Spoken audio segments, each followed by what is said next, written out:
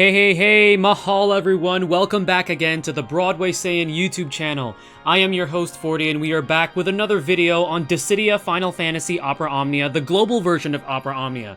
In today's video, we're going to be doing some time traveling as the next character event is actually going to be featuring Final Fantasy IX's villain Kuja. So this is based upon the recent poll that the Dissidia Twitter did where we get to vote for the next character that we want to see early. It was amongst Lena from Final Fantasy V, Quistis from Final Fantasy VIII, and Kuja from Final Fantasy IX, and Kuja did win. Thank you to Square Enix, by the way, for giving us an opportunity to do those character polls. This was something that they talked about at E3 when they gave the announcement at E3 for the different things that they're going to be doing for the global version of the game. So because of that, we're going to be seeing another villain joining our cast for global. So Kuja will be joining the global cast of DFFOO in his event called Taking the God Stage. Affiliated with the Red Crystal, Kuja wields destructive holy magic and the powerful AoE spell Ultima to wreak havoc on his enemies. His stats excel in initial Brave Speed and Max Brave. His HP, attack, and defense do need a little bit more TLC because they're a little bit on the low side. Yuna and Setzer will accompany him as synergy characters, as well as a new boss to combat called Motherweed. And Kuja's 35 CP armor Egoist Ring, I think that's how you say that, is going to be rewarded to us twice upon completing the different stages within this event. So some of his abilities are Ring Holy, which is a 3-hit Holy Magic Brave attack. The Brave hits are going to be randomly dispersed as AoE if there is more than one enemy target. It grants him 2 stacks of a unique buff called Soul Divider, and Soul Divider is a unique buff that raises Kuja's Max Brave based on the number of stacks and also grants him Brave Regen. This is also going to be converted into Ring Holy Plus, which is going to be a harder hitting 3-hit Holy Magic Brave attack, and it also does remove the Soul Divider unique buff. However, to use Ring Holy Plus, he does need 4 stacks of Soul Divider. His second ability is called Ultima 9, so this is going to be a 9-hit Brave plus HP attack that is magical. The Brave hits are going to be dispersed and HP damage is going to be divided if there is more than one enemy target, and it's also going to grant him 2 stacks of Soul Divider. Ultima 9 Plus essentially repeats that 9-hit magic Brave plus HP attack, and it also does remove the Soul Divider unique buff. The break bonus is going to be applied again if the enemy is broken during the second attack, and this does require 4 stacks of Soul Divider to be able to use Ultima 9 Plus. So that's going to be some of Kuja's abilities.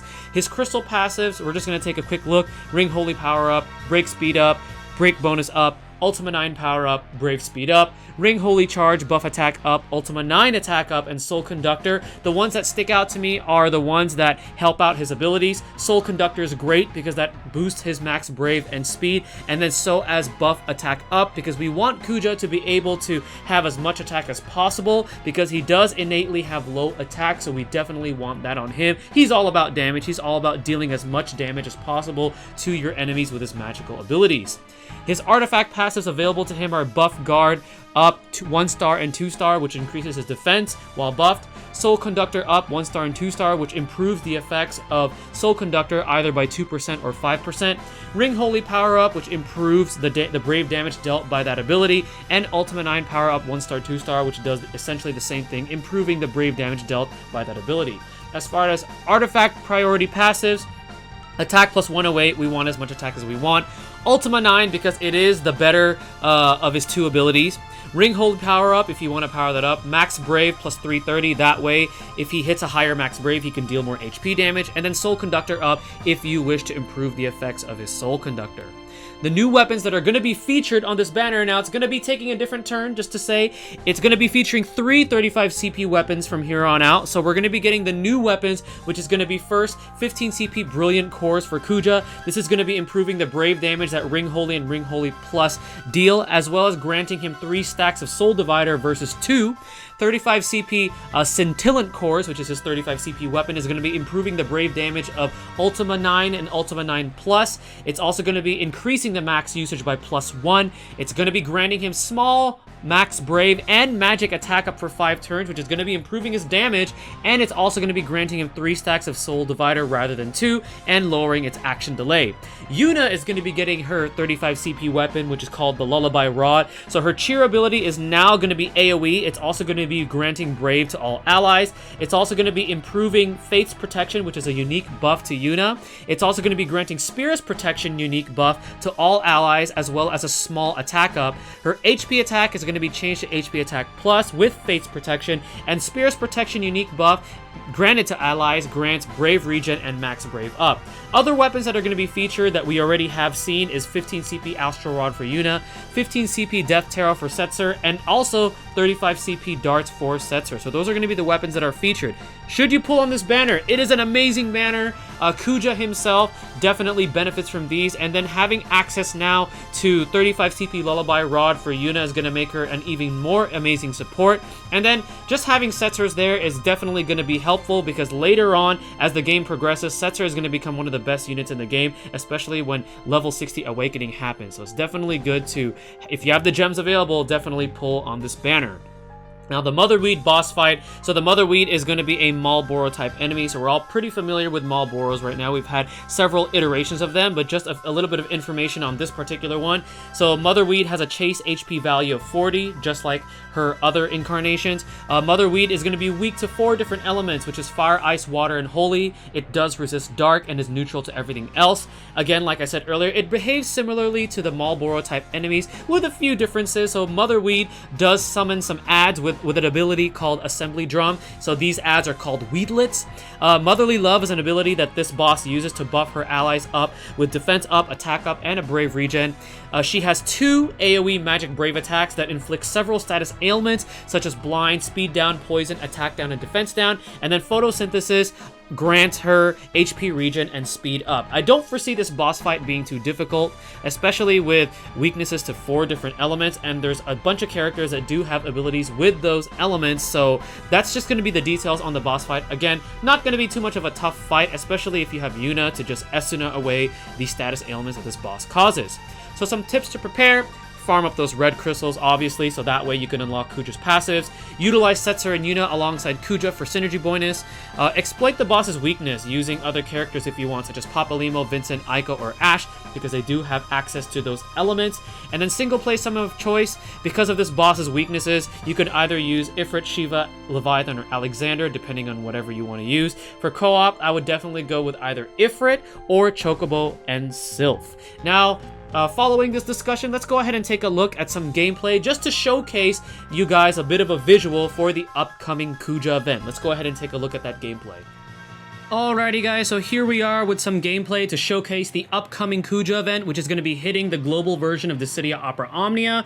Now, I am going to be taking the synergy characters with me. However, because all of my characters for this event are already at level 60, because as we know, JP is ahead of global, I'm going to go ahead and just remove the 55 and 60 passives from all 3 of these characters, because what I want to show, when I showcase this to you guys, I want you guys to be able to see the abilities compared to how we have them right now in global. So I'm going to be removing those passives just for this video.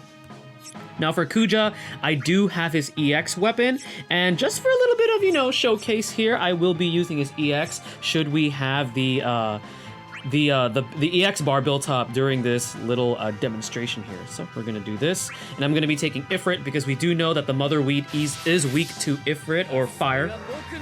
Alright, so we have Setzer here. Again, we're just going to try to plow through these mobs as fast as we can. I'm going to save Kuja's abilities for the boss fight, or at least the mid-boss fight. I'll show off some of them.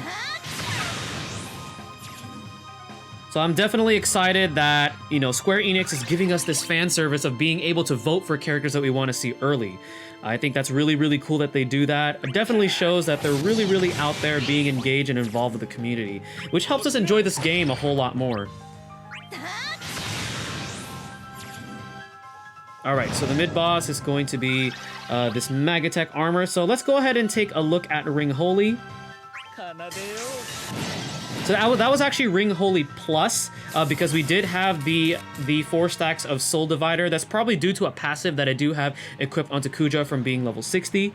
So that's why you saw Ring Holy Plus there. With Setzer, let's just go ahead and use his red card. And then with Yuna, let's take a look at her Cheer with her 35 CP weapon. So there we go, that is her Cheer, and it's very, very powerful. It's become a really, really powerful AoE Brave gain or Brave Refresher ability. Okay, so as you can see right there with Kuja, we do have 2 stacks of Soul Divider. So let's go ahead and use Ring Holy now. It's no longer Ring Holy Plus, just so you guys get a visual. So it is essentially a harder hitting Holy Magic Brave attack.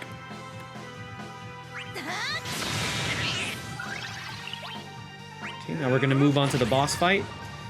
So because we have 4 stacks of his Soul Divider, we will be able to use Ultima 9 Plus. So we should be seeing 2 attacks with Ultima 9. So we're going to go ahead and get to do that here. Let's just go ahead and build up everybody's Brave. We're going to use Esuna with Yuna. I'm going to go ahead and use Freeze Solid or Freeze Joker with Setzer. And then let's go ahead and use his Ultima 9 Plus. So there it is. It's a 9-hit Brave plus HP attack, and it repeats itself with Soul Divider Plus, but with Soul Divider 4 stack. But remember, it does remove the buff. Okay. All right. So we're just gonna go ahead and hit it again with Ultima 9, and this time we didn't have the 4 stacks of Soul Divider, which is okay. All right. So I'm gonna try to save. I'm going to try to prolong this so we could at least see Kuja's EX. I did say that I want to show you guys the EX. Alright, so this is going to be his EX. Something we don't have yet in Global, but what's cool about this is that his EX places a unique buff on him called Dark Messenger. And what Dark Messenger does is, whenever you use his Ring Holy or his Ultima 9, the Soul Divider is no longer going to be removed, meaning that you get to use the plus versions of those abilities as long as the Dark Messenger buff is active. So the crazy good. Something to look forward to again, but that is going to be the showcase for the upcoming Kuja event, which is going to be hitting the global version of the game. Very excited. Again, thank you to Square Enix for the character polls. And guys, if you enjoy my videos, be sure to hit that like button and consider subscribing if you are new to this channel, and be sure to turn on the notification button. That way you guys get a notification whenever I post a new video. Once again, I am 40 the Broadway saying, stay tuned for the next video, and mahal everyone.